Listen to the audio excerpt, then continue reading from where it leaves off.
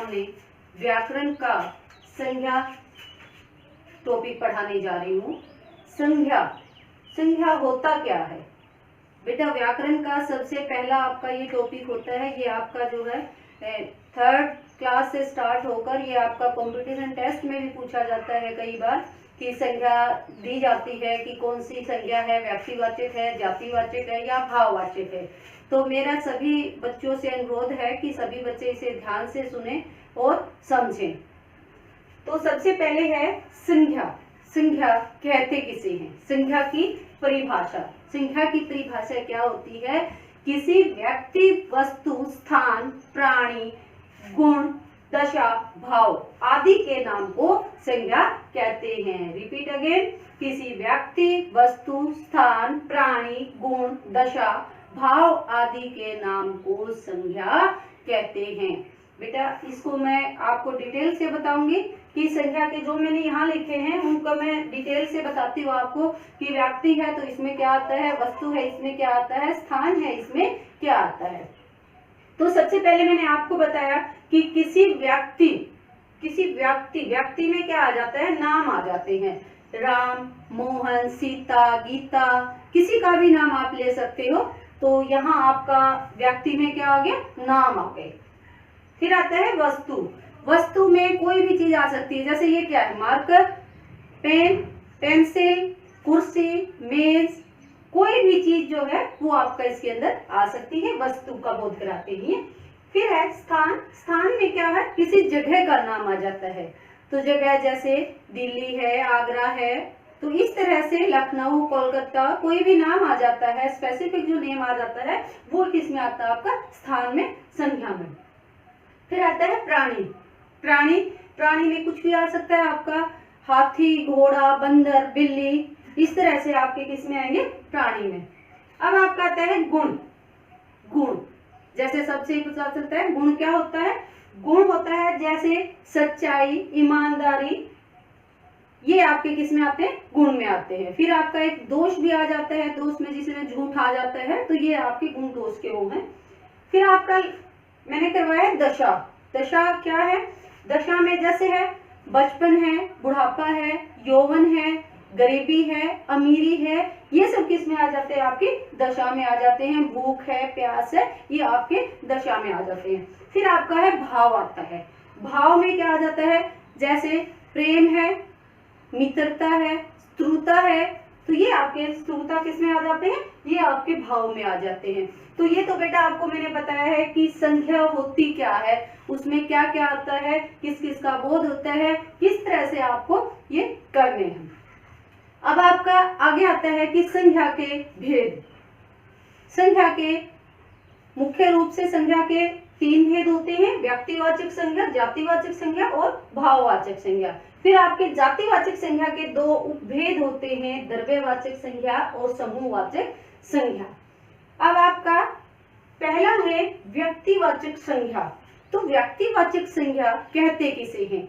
जो शब्द किसी विशेष व्यक्ति, समझ में आया? जो शब्द किसी विशेष व्यक्ति, वस्तु, स्थान या प्राणी का बोध कराए।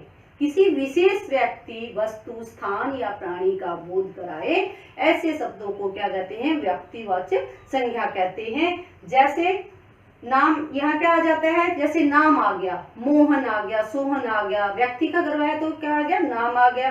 कोई वस्तु आ गई, जैसे वस्तु मैंने आपको लिखवाई थी, स्पेसिफिक कोई वस्तु का नाम आ गया यहाँ। फिर मैंने क्या बताया, स्थान का नाम आ गया, जैसे अभी मैंने स्थान आपको बताया, आगरा है, दिल्ली है, ये सब क्यों है, ये आपके व्यक्तिवाचक संज्ञा के हैं। इसके बाद आपका आता है अगला, नेक्स्ट है आपका जातिवाचक संज्ञा। जातिवाचक संज्ञा किसे कहते हैं? तो जातिवाचक संज्ञा क्या होती है, जैसे नाम से ही आपको पता चलता है बेटा कि जाति, किसी जाति विशेष उसका बोध होता है। तो इसकी परिभाषा इस प्रकार है, जो शब्द किसी प्राणी, पदार्थ या समूह का बोध कराते हैं उसे जातिवाचक संज्ञा कहते हैं। जातिवाचक संज्ञा जैसे मैंने आपको यहाँ बताया कि दिल्ली, आगरा, ये स्थान का बोध कराते हैं।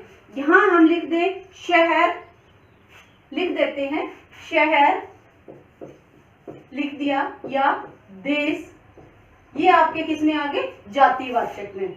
इसी तरह आपका जैसे व्यक्तिवाचक और जातिवाचक में थोड़ा सा डिफरेंस बता देती हूँ बेटा। जैसे शहर देश आ गया, ये आपका किस में आ गया, जाति में। जगह का नाम आ गया, दिल्ली आ गया, आगरा आ गया, कोलकाता कोई ऐसा आ गया, तो वो किस में आ जाएगा, आपका व्यक्तिवाचक में। इसी तरह किसी यहाँ आ गया जैसे नदी, नदी आपका किसका बोध कराता है, पूरी जाति का बोध कराता है। नदी बहुत सारी होती हैं, तो यहाँ किसका बोध हुआ, हमारा जाति का बोध हुआ, तो ये है नदी। यहाँ नदी की जगह अगर हम नदी का नाम लिख देते हैं गंगा या यमुना, तो ये आपके किसका बोध कराते हैं, ये आपके जो है व्यक्तिवाचक संज्ञा का बोध कराते हैं।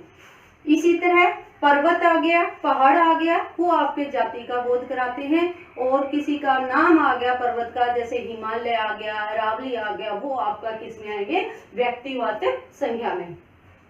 तो बच्चों अच्छी तरह समझ आया होगा व्यक्तिवाचक और जातिवाचक। अब आपका आगे है जातिवाचक के उपभेद होते हैं, सभी को ध्यान से सुनना सभी बच्चे। द्रव्यवाचक संज्ञा और समूहवाचक संज्ञा।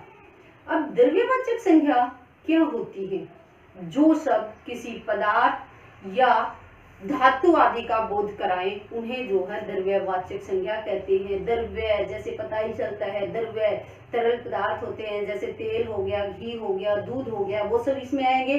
फिर साथ में धातु आ गई, जैसे सोना, चांदी, तांबा, ये सारी चीजें किसमें आएंगी, द्रव्यवाचक संज्ञा में। तो समझ आया होगा बच्चों।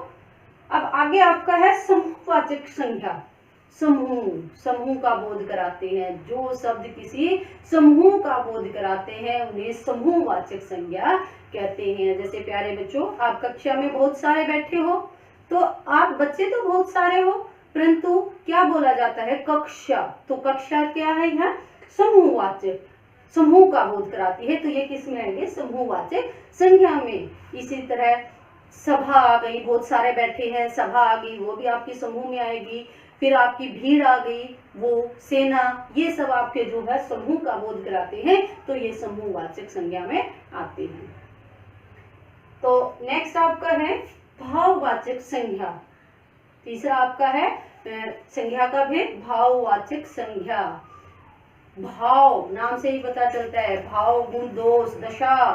तो इसका मैं बता देती हूँ, जो शब्द किसी व्यक्ति अथवा वस्तु के, किसी व्यक्ति अथवा वस्तु के भाव, गुण, दोष, दशा आदि का बोध कराए उन्हें भाववाचक संज्ञा कहते हैं। जैसे यहाँ मैंने बताया था, बचपन है, बुढ़ापा है, भूख है, इसी तरह जो है यौवन आ जाता है, स्त्रुता आ जाता है, मित्रता आ जाता है, सुंदरता, निंदा, तो ये सब भाव का बोध कराते हैं। तो यहाँ आपकी भाववाचक संज्ञा है। तो प्यारे बच्चों, ये आपका था संज्ञा, सभी को समझ आया होगा। और इसके बाद मैं आपको जो है नेक्स्ट टॉपिक व्याकरण का फिर से करवाऊंगी, तो आप जो है मेरे चैनल को सब्सक्राइब करें ताकि सभी पाठ आप तक अच्छी तरह पहुंच सकें। धन्यवाद।